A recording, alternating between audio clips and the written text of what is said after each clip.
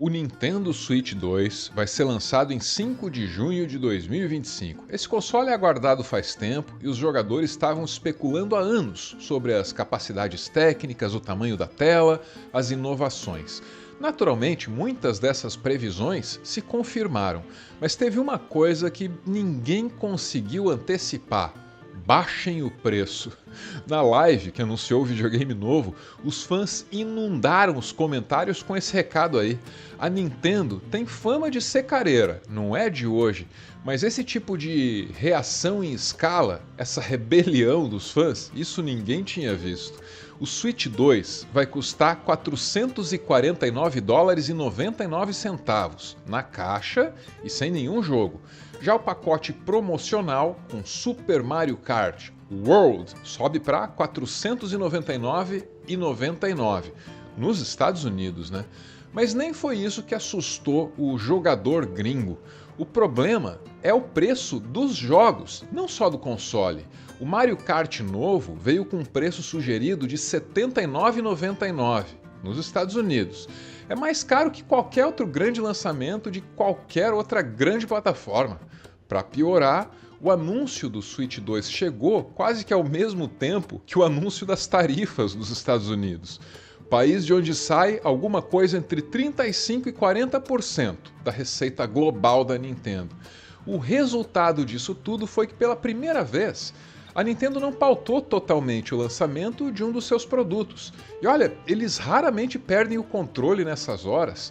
O normal é que a mídia especializada e os fãs passem meses falando ali das inovações do hardware, dos novos jogos, das funcionalidades. Passam meses falando das coisas que a Nintendo gostaria que eles falassem, mas não dessa vez. Com o Switch 2, em 2025, coisas muito mais chatas que videogame invadiram a conversa: preços e tarifas. O anúncio do console foi feito em 2 de abril.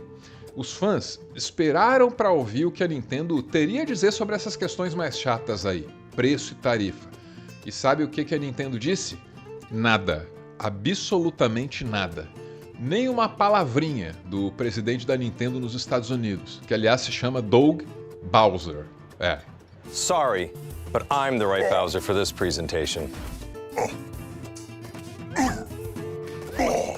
Eu sou Árvoro e esse é o meu textão sobre sonhos de consumo e macacos. Tem macaco também.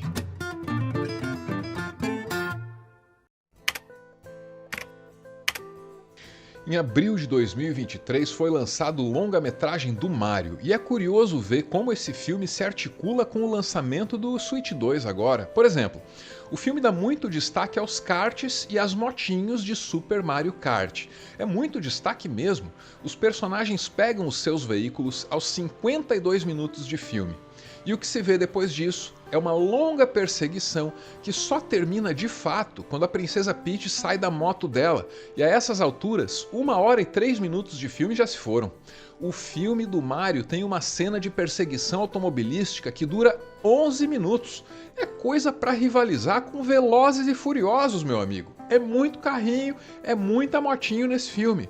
Pra mim ficou bom, eu adorei. Mas ficou melhor ainda para a estratégia da Nintendo. 2 anos depois, eles lançam um videogame novo e um dos títulos de lançamento é Super Mario Kart World. E por que é que eles apostam no jogo de carrinho para fazer o Switch 2 vender, hein? É só olhar para os números. O Mario Kart mais recente é o 8 Deluxe. Vendeu 67 milhões de cópias.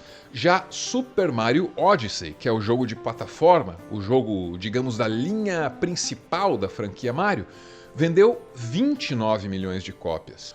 Outro grande título de lançamento do Switch 2 é Donkey Kong Bonanza, e de alguma maneira o filme também trabalhou a favor desse jogo. Originalmente, o Donkey Kong é um antagonista para o Mario, só que no filme, atenção aqui ao leve spoiler, essa relação se transforma, os dois se ajudam e dá para notar todo um esforço aí para deixar o macaco mais simpático. Nada que prejudique o filme. E de quebra, ajuda o jogo que tá para sair, né? Um jogo que é uma surpresa, ao menos para os mais velhos como eu. É porque quando a Nintendo lançou o Nintendinho nos Estados Unidos, o grande jogo de lançamento do console era Super Mario Bros. Aí, quando veio o Super Nintendo anos depois, o jogo que vendia aquele videogame ali era Super Mario World. Depois veio o Nintendo 64, com Mario 64. É claro que a partir daí as coisas desandaram e a tradição se perdeu. No lançamento do GameCube, o Mario foi substituído pelo irmão dele em Luigi's Mansion, era um título de lançamento. Já o Wii era um videogame com uma proposta completamente diferente e o grande jogo no lançamento do Wii refletia isso, era o Wii Sports, uma coletânea de minigames para você jogar se mexendo pela sala, às vezes se mexendo meio perigosamente. É claro que mais tarde esses consoles ganharam seus jogos da série principal do Mario. Bons jogos, ótimos jogos às vezes, mas no lançamento mesmo o Mario não estava lá. Aí o tempo passa e a gente chega nesse momento em que o Switch 2 está chegando e o Mario é trocado por um dos seus antagonistas. Que sentido isso faz? Eu consigo pensar em uma boa possibilidade. Pode ter tudo a ver com a filosofia de design de jogos que impera na Nintendo. O mais comum é que eles pensem na jogabilidade primeiro e só depois embalem essa jogabilidade com visuais e histórias que justifiquem as mecânicas do jogo. Vou tentar explicar com exemplos. O Mario Kart original, vai! A ideia era um jogo de corrida para 2 jogadores, tela dividida. Só que rodando esses gráficos pseudo 3D, tudo ia ficar lento demais no antigo e saudoso Super Nintendo. Então, para justificar a gameplay mais lenta, os caras escolheram karts, ao invés, por exemplo, de carros voadores futuristas. Só que aí veio outro problema, né?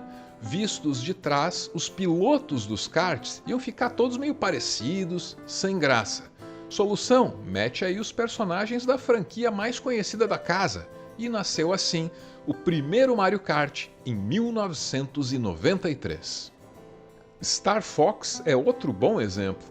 Um grupo de desenvolvedores ingleses chamou a atenção da Nintendo porque conseguia fazer até o Game Boy rodar jogos 3D. Aí esses ingleses foram chamados para uma parceria. Só que as naves poligonais do jogo deles tinham muito pouca personalidade. Entra em cena o lendário desenvolvedor Shigeru Miyamoto da Nintendo. Ele foi a um santuário shintoísta que é dedicado a uma deidade representada por uma raposa. Saiu de lá com uma ideia, resolveu inventar animais antropomórficos para pilotar aquelas naves triangulares lá. Nasceu assim Star Fox. Com Donkey Kong Bonanza, que vai sair agora, o processo pode ter sido parecido. O grande atrativo desse jogo é a possibilidade de destruir as fases aos socos. É provável que eles tenham desenvolvido essa mecânica antes e depois tenham pensado, beleza, agora a gente precisa de um personagem que combine com essa mecânica aí, com essa coisa de destruir a fase toda na porrada. E sendo a Nintendo, personagem não falta, temos várias opções. Só que nem todas combinam, né? O encanador gordinho não é muito a cara dele sair porrando o cenário inteiro. Que tal o macaco fortão? Opa, pode funcionar. Talvez fosse melhor fazer um redesign para ele? E foi isso que eles fizeram. Pelo histórico da Nintendo, eu apostaria num desenvolvimento assim. Primeiro as mecânicas de jogo e só depois a história e os visuais para dar uma embalagem a essa jogabilidade. Jogabilidade que tem lá seu atrativo, né? Poder destruir a fase num jogo como esse é uma grande coisa. Em jogos de plataforma, o design das fases é uma peça angular da jogabilidade. As fases precisam ser criadas cuidadosamente, pensando nas habilidades de locomoção que o personagem tem. Compreende isso? É desenhando cuidadosamente por onde o jogador pode se mover que os desenvolvedores ordenam a experiência desse jogador dentro do jogo. Level design é um dos pontos mais fortes dos jogos do Mario desde o Nintendinho. O level design é um elemento definidor dos jogos desse gênero. Aí eu fico me perguntando, né? Quando o jogador pode destruir a fase e, por consequência, pode destruir o ordenamento que o jogo preparou para a experiência dele, o que é que sobra? Em termos de level design, para cumprir o que promete, esse Donkey Kong novo tem que ser uma quebra de paradigma. Fases tão bem pensadas, mas tão bem pensadas, que mesmo depois de terem sido transformadas em pó, ainda funcionam, ainda são divertidas. Como é que isso pode dar certo? Eu não sei, mas é a Nintendo e eles quase nunca erram nessas coisas, então deve dar certo sim. Eu adoraria pagar pra ver, mas se tá caro até pro gringo, imagina pros brasileiros aqui, né?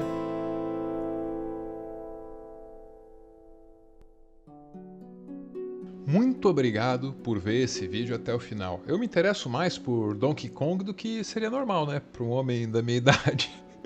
Eu tive que me controlar para não deixar esse vídeo ficar muito longo, pô.